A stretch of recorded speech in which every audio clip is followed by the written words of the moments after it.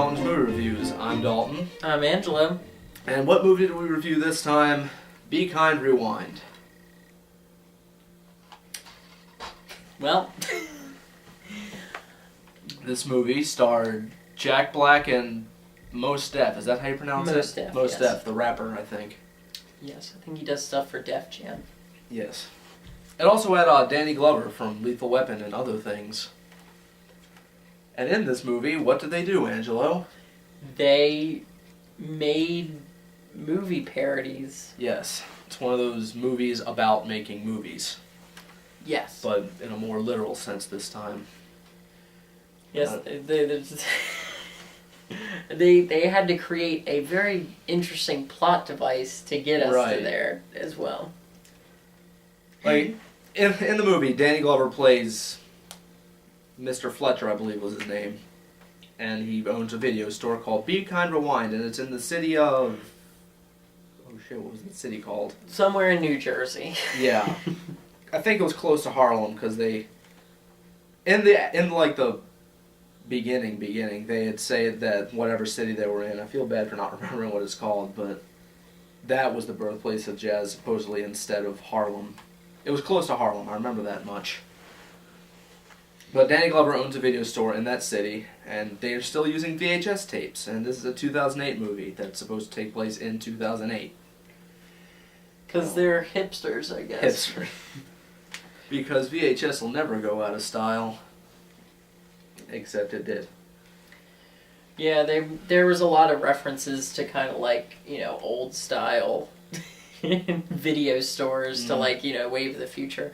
But I mean, this didn't even predict the death of video stores. It just it was saying that DVD's the way of the future. Mm-hmm. So that was interesting. I guess the first thing I noticed, Mos Def character. His character. Mm-hmm. I think his name was it Mike? He was Mike. Was he mentally handicapped at all? No, Mos Def just can't act. Oh, okay. Because at times I felt like this person was so stupid, to the point that he wasn't a normal type of stupid. I think I should just say that. That was my biggest problem in the movie, is that Mos Def clearly cannot act. He's not really acting as much as just reading what his lines are. Definitely. I felt the acting, it was, at times it was inconsistent, and it was hard to tell a lot of Mos Def's lines kind of slurred together. It was hard to understand. And Danny Glover was whispering a lot. Yeah, I don't know, I haven't seen the Lethal Weapon movies in full, so I don't remember if he whispered a lot in that too, but Danny Glover seemed to not care that he was in the movie at all.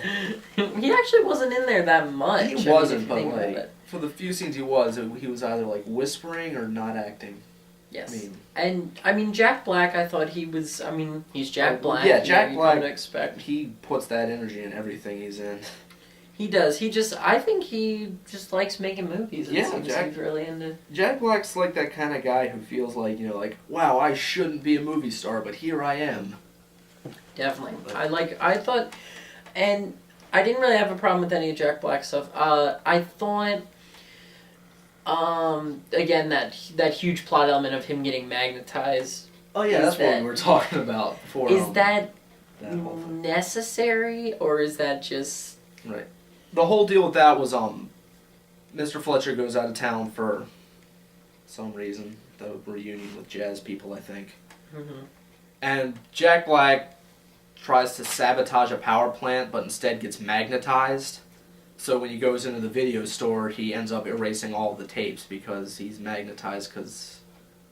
That works somehow. It took a lot to get there, but I guess that was the easiest way. It's definitely funny, I'll say that. Yeah, I guess the premise of it. That's the thing, though. I laughed a few times, but I felt like overall there weren't a lot of laughs in it. It wasn't necessarily a comedy. Well, you could call it a comedy just on account of Jack Black being in there. That's true. I don't think he does serious films. Yeah, I don't think... it definitely wasn't a serious film, but I guess what I'm saying is there were not a lot of laughs, especially in the beginning. The beginning was very slow. Yeah, the beginning is definitely slow. Like, I think it takes like maybe like 15 or 20 minutes just to get to the point where the tapes get erased. Yes. And And you when they feel every minute of right. that. Basically, when they get erased, some woman who was played by Mia Farrow, I'm sure she had a name, but I feel bad. I don't know any person's names in this movie. But Mia Farrow comes in and she's trying to rent Ghostbusters, and they don't have Ghostbusters because all their films got erased because Jack Black was magnetized. So they decide, hey, we're going to make Ghostbusters. So they, get out the video camera and they start filming and they make themselves some amateur Ghostbusters. Yes, they do. That is what happened. Yeah. It's an interesting concept, and I really do like the second half of the film, the second hour. Like it's like, yeah, the second half is definitely better. Yeah. Because like they've established what they have to do is, because everyone keeps coming in and they want to rent tapes, so they have to make more. Yeah. Which that's another ridiculous concept, is that after, like, Mia Farrow wasn't even the one watching Ghostbusters, it was her nephew and his friends. Who wants to act black for some reason. Right. The gang comes in, and the movie sets up what it's about in the second half when one of them just says, hey, that Ghostbusters, that wasn't half bad.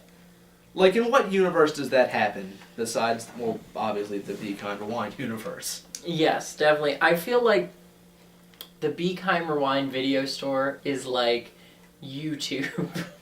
And people go there and they're like, right. Let's see a half-assed job at a parody. And that works. That works on YouTube. Yeah.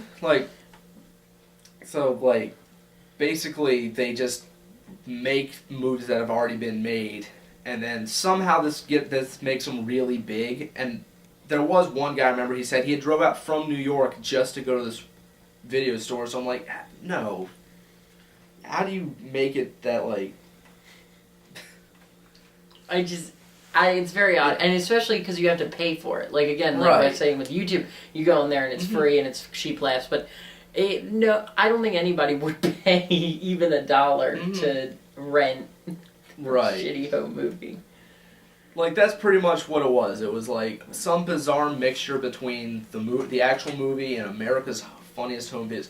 Like, I'm not saying that it wasn't funny, because, like, the parts that they showed during the movie was definitely either funny or interesting, because with the way they used practical effects. Yes. Because, with Ghostbusters, that was, like, there wasn't that many practical effects in the movie.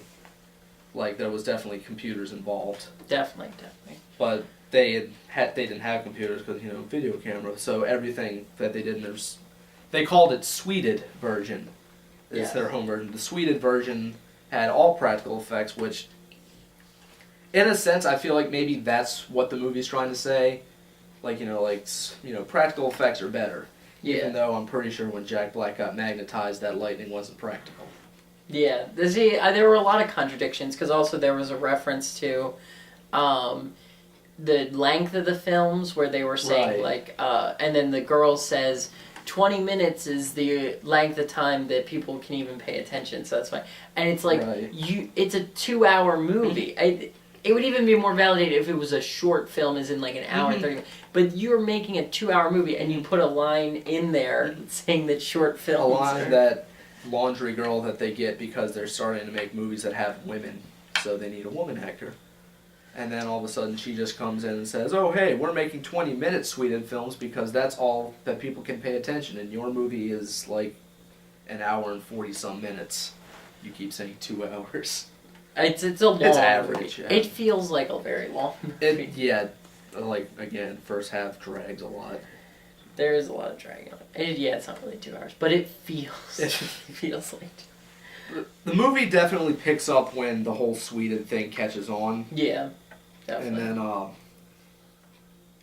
then the reason, well, not the reason, but when Danny Glover gets back from his convention or whatever, he decides that, hey, we're going to move on, and we're not going to do videotapes anymore. We're going to make everything DVDs. And then he learns that they're charging, instead of just $1 a tape, they're charging like $20 per Sweden thing.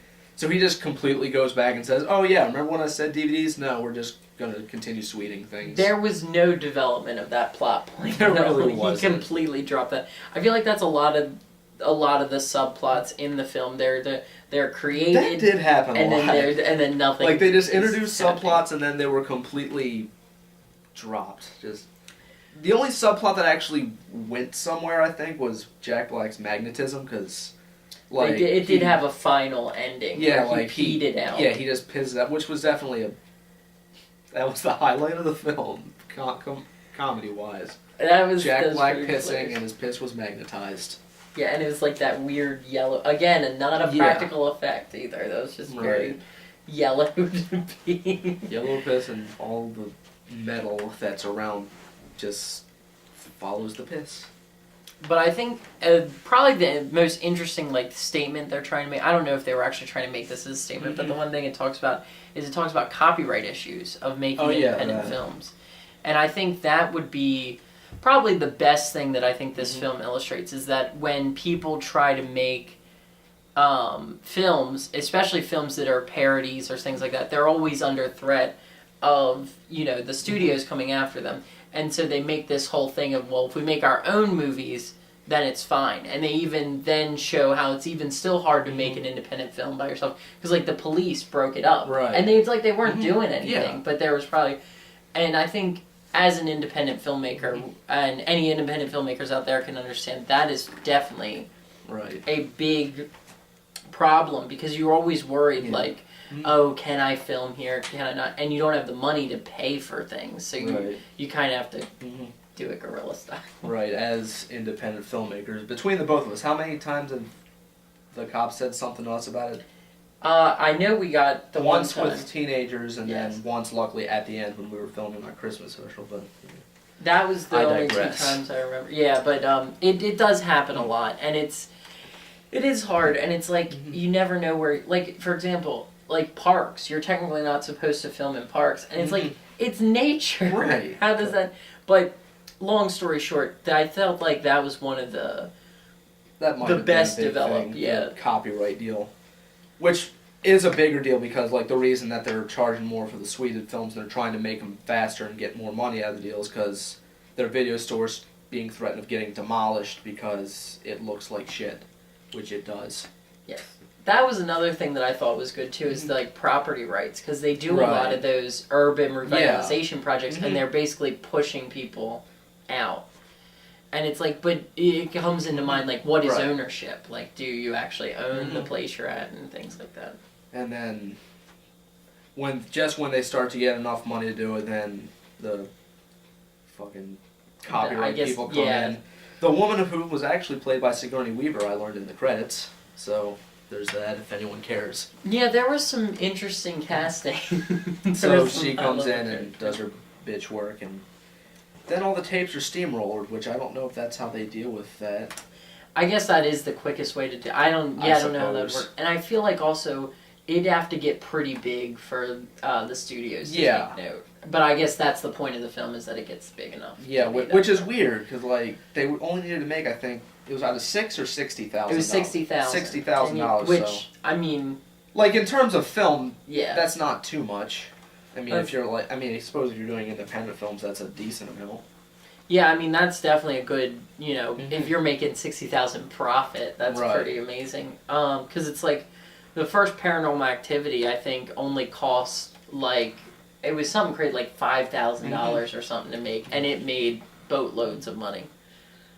I will say this, like most movies about making movies, it doesn't feel linear even though it is, because it has those parts in it where just like it shows to them filming one of their movies.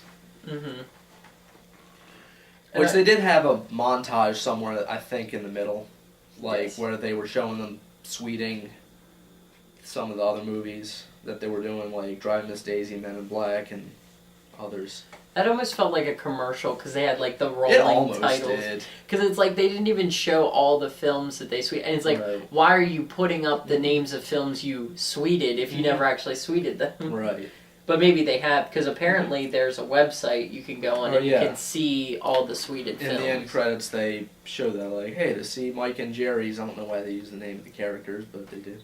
And so you see Mike and Jerry's Sweden films, go to this website, which I don't remember. I'm sure you could Google it to find out. Yes, I think it was BeKindRewindTheMovie.com. It might have been. Correctly. But it had like a bar in between Be Yeah. Kind Rewind the Movie. But that'd be interesting. I think that's...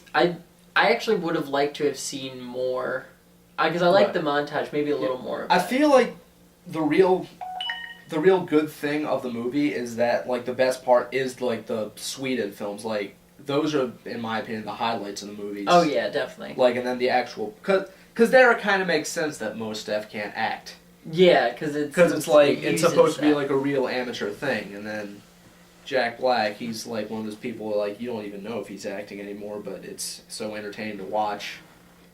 I like that. I like that they make that his part of his character too. That he kind of really likes just doing this. Yeah. And so that's just his kind of head. Although he's, again, another subplot that's not really followed through. The fact that he's like a conspiracy nut at the beginning, and then it's like, and then he just gives up on that. He doesn't care about that anymore.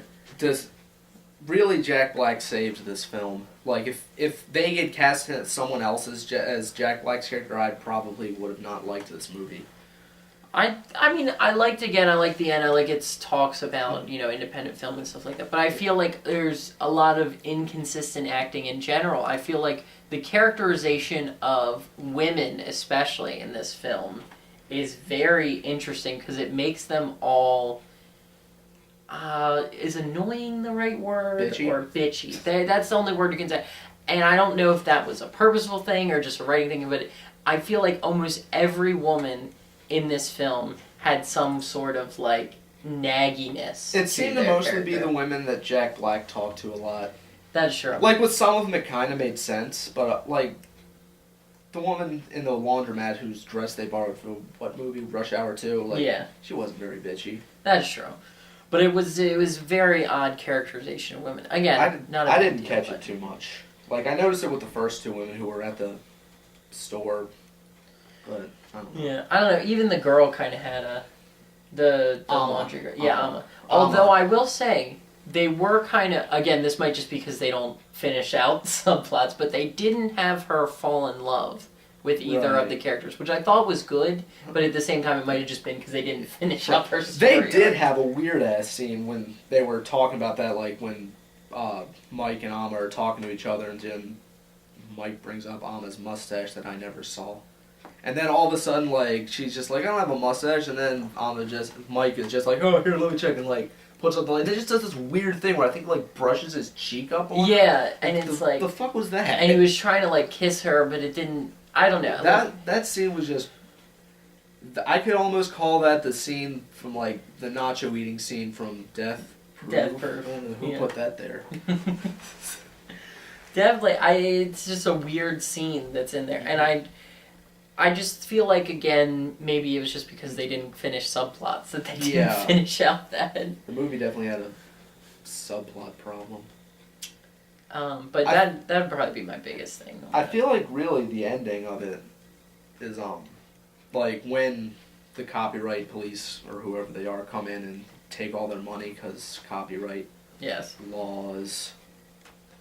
So some section of the town who I guess were the biggest fans of the whole Sweden thing, they get Danny Glover and Mike and they decide, hey, we're gonna make our own movie about. The movie had a lot about jazz with Fats Walter, about how he was born in this town when he really wasn't. Yeah. And then the ending, they make an independent film where everyone in the town just says, like, oh yeah, Fats was born here in nameless town. So yeah, that was kind of strange because it's like, are they propagating false information? Like I said it when we were watching the movie, but it almost gets a little like Mein Kampf-y, where it's just like, if we repeat the lie, we'll all believe it. And I guess, I mean, I'm sure it wasn't intentional. Yeah, but it was a good rallying together, but it was also like, should you be promoting false information? Right. I mean, I guess you could say it's loosely based off of... Right. Yeah. I mean, you know, whatever you got to do to make your independent movie, like, people have made falsehoods before, like saying, Lincoln was a vampire hunter. Yeah, that's true. So I suppose it's not too bad with that, but Yeah. the independent film part at the end where they filmed their original film and then they had their big opening to make $60,000 Yep. at Be Kind Rewind. And they have another montage where they're making the film, but they spent it over days instead of just one day. Yeah, it was a very long film. I think they actually had more of a budget than most real independent filmmakers would have, because some of those sets were pretty elaborate. Right. I like how the old film effect, it was cool because you could see how it didn't always work all the time. Like sometimes you could actually see the fan blades, and sometimes you'd see the strings were just strings. Right, they had put a fan blade in front of the video camera to make it look older, and you could see the camera, like the fan in like the corner sometimes. But. Yeah, like when they did the train shot, which I like that they kind of kept that continuity where they just weren't like, oh, let's just put an old film filter on it, and they actually did. I feel like they almost did film everything as they said they would. Right. It was interesting too because everything was in camera, which was cool because like the music, the voiceovers were all in camera and just on this like weird rig. They even do a crane shot at one point with a real crane. And so everyone who was part of the film come to Be Kind Rewind the store to watch it, and then they donate money. I think, what was it, like, wasn't much. Yeah, like I think he got like maybe $20 out of the whole thing. So then Dangle just kind of has this really weird moment where he's just like, oh, hey, okay, when the movie's over, we're all just going to leave and we're going to let them demolish the place. It's like, well, if you knew, it felt like you almost knew it wasn't going to make it, man. It wasn't nearly enough money. And he just wanted them to have this moment. Right. But anyway, and then the ending is just that they use a projector because the TV broke. Because Jack Black. Yes, and the projector, when they shine it on the sheet, people can see it from the outside too, and it ends up like a crowd had been drawn, and then people were like, oh, this is great, we love it. But it's like, does that solve it just ends on that. And like, it just ends with the whole town, I guess the whole town, watching the movie, and then they're like, oh yeah, and then Weasel guy who wanted to tear down the house comes up to Dangle and is like, oh, hey. Yeah, there is like, no... what was going on there? There's like, they just no say, resolution. hey, great movie, you still gotta get out. Yeah, there was no resolution, which I guess they were kind of keep it ambiguous, but again, because they are so bad at finishing up subplots, I almost want to say again, this was maybe the movie was really just a plot about how Jack Black got magnetized, and the Be Kind Rewind thing was the whole big subplot. That was just a whole huge... the main story was that Jack Black gets magnetized. And then pisses it out because he ate aspirin and drank salt water. Yes, which I guess that's a thing. I guess that cures magnetism. I don't know. I've never had it. So, overall, I mean, it's better than I expected. Because I didn't expect a lot, but there is a lot of plot issues. But it's not a bad film. I think it's worth watching. Like, aside from the fact that most stuff can't act, and, like, the actual plot of the movie, like, how they do it, is kind of Like, it's definitely a movie that has a better premise than it does the execution, but... Definitely. I still definitely enjoy it, because Jack Black, I have to enjoy that, and also, like, you know, it's about making films, then it seems to be pro-practical effect, which I can get behind. I do, I agree with it. I always like that. And I like the push for independent filmmaking as well. Like, it says, go out and make movies. Right. So I like that part. I thought that was a good... Come up with your own ideas. Yes, I think that was another thing. It was saying, because no one can take your ideas away. So that's another thing, too. I agree that people, when they're making films, sometimes what they do is they rely too much on what they think a film should be and less on, you know, what story do I want to tell. So it's like they put themselves in a box like, oh, you know, it has to be action, adventure, like, you know, it has to have a lot of things, but it's like you can't do a lot of that when you're an independent filmmaker. So you have to work with what you have, and it actually... Lucky for them, they had a junkyard. Yes, they did. I think that was very beneficial for them, just to make a lot of sets. But I think that's another thing, too, is use what you have around you. Right. and just build. I thought the Men in Black thing, the effect they did for the Men in Black one was actually pretty effective. Yeah. What are we talking about? Watch the movie. I thought it was interesting. I thought overall good. My final sum up. Okay. Yes, mediocre film, but Jack Black makes it watchable. Watch it for Jack Black.